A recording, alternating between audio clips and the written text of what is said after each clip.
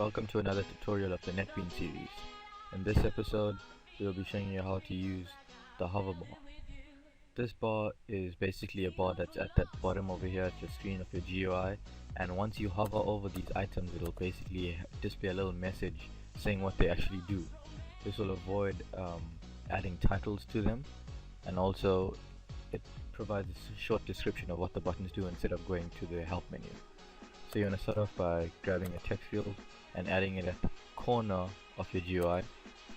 As you can see, if you have a background already, the bar actually goes invisible.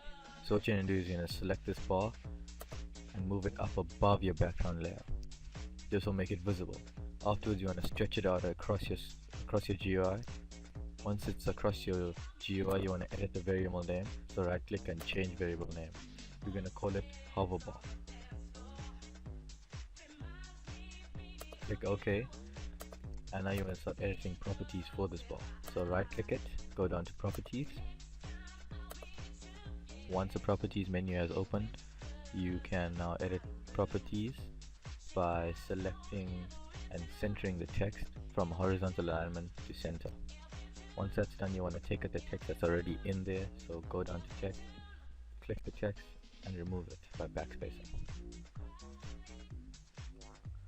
Afterwards, you can take out the actual fill that it has. So what you're going to do is you're going to go down to the opacity settings and untick it.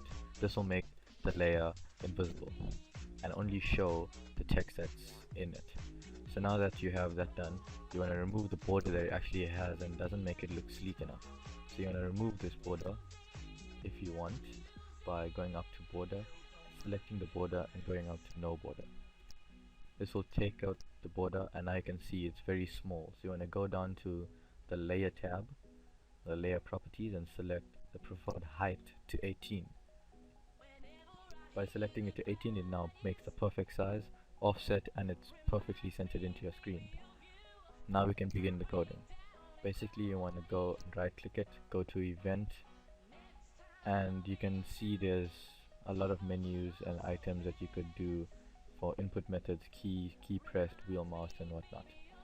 But basically you want to tell the computer that once this is hovered upon these two menus, the menu bar must display a message showing a short description of what the actual fields do. To do this, you want to select the Celsius field, right click it, go down to event, mouse motion, mouse moved. Now that this page has opened up, the source page, this is for your code. Basically you want to add a message saying hoverbar dot set text and add your message inside this, which I'm gonna say enter the Celsius amount.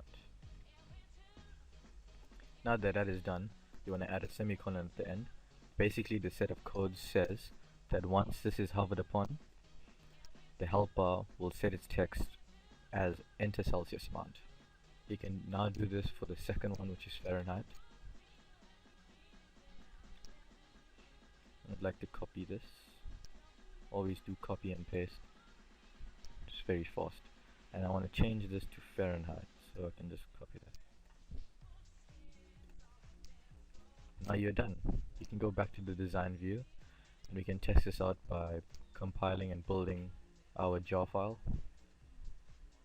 Once your program is compiled, you can now run it by clicking the run button at the top, which is like a small play button.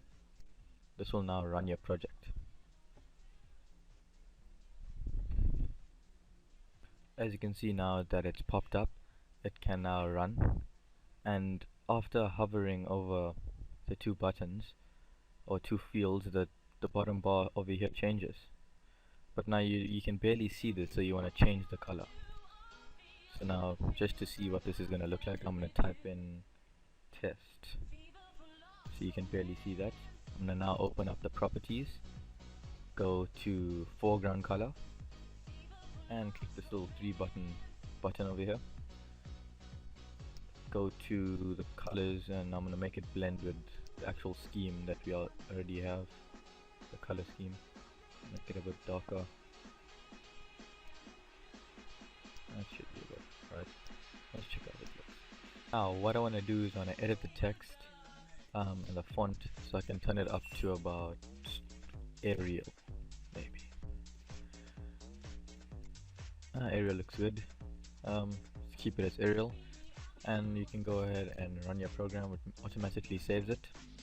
You have loaded up your program. You can clearly see now that after I hover up above the Celsius field, that the bottom hover bar changes to enter Celsius amount or whatever you defined your text as, and the same applies to Fahrenheit.